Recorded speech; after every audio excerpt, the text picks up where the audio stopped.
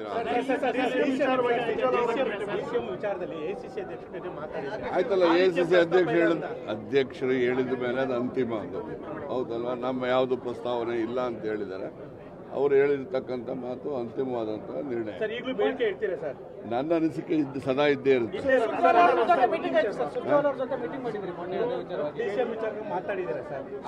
ಬರೀ DCM ಒಂದೇ ಅಲ್ಲ, ಮುಂದಿನ ಲೋಕಸಭಾ ಚುನಾವಣೆ ಬಗ್ಗೆ ಸುರ್ಜೇವಾಲಾ ಅವ್ರ ಜೊತೆನಲ್ಲಿ ಬಹಳಷ್ಟು ಜನ ಮಂತ್ರಿಗಳು ಮಾತಾಡಿದ್ದಾರೆ. ಅದ್ರಲ್ಲಿ ನಾನು ಒಬ್ಬ ಅಷ್ಟೇ.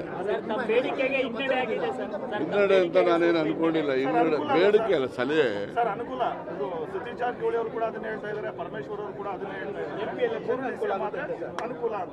ಆಗಬಾರ್ದು ಅಂತಕ್ಕಂಥದ್ದು ಯಾವ ಮಂತ್ರಿಗಳು ಹೇಳಿದ್ದಾರೆ?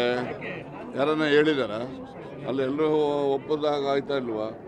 ಸೈಲೆನ್ಸ್ ಈಸ್ ಆಫ್ ಕನ್ಸೆಂಟ್ ಅಲ್ವಾ? ಕೆಲವು ಜನ ಬಾಯಲ್ಲಿ ಹೇಳಿದ್ದಾರೆ, ಕೆಲವು ಜನ ಹೇಳದೇ ಇರ್ಬೋದು.